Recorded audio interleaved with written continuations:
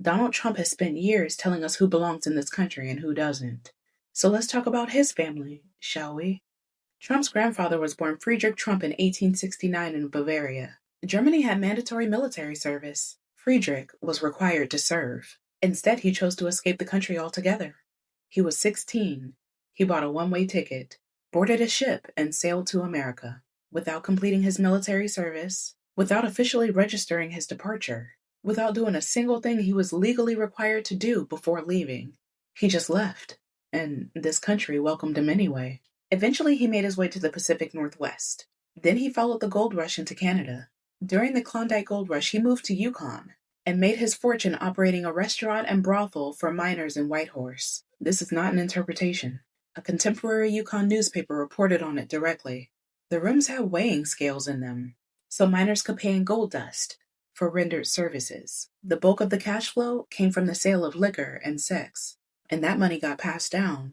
That is the foundation. That is his foundation. So when Friedrich had enough, he packed up his stuff and went back to Germany, got married, and tried to reclaim German citizenship and settle back home.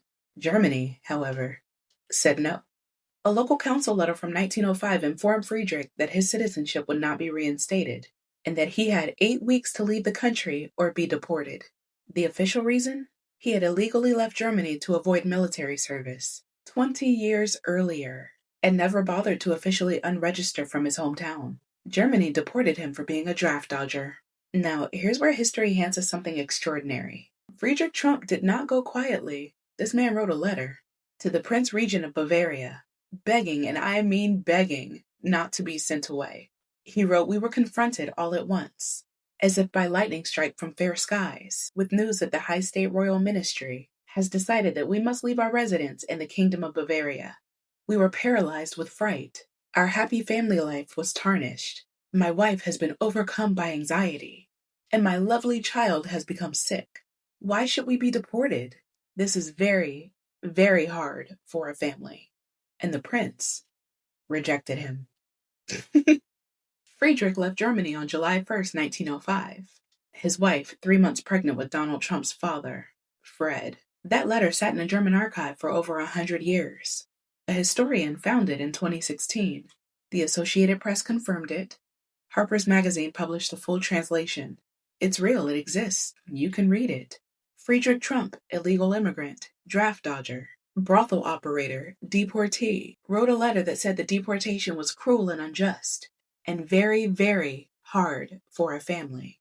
His grandson has deported parents in front of their children, has signed orders removing people who had lived here for decades. He's called immigrants criminals. He's called them an infestation. The German historian who found the deportation document put it simply.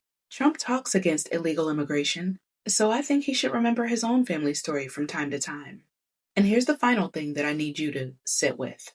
If the Prince of Bavaria had said yes, if they had let Friedrich stay, Donald Trump would not exist. Not here, anyway. He's here because a deportee begged for mercy and got on a ship. He's here because this country let in an illegal immigrant who had broken the law, dodged a draft, and made his money however he could. He's here because of exactly the kind of person that he's trying to erase.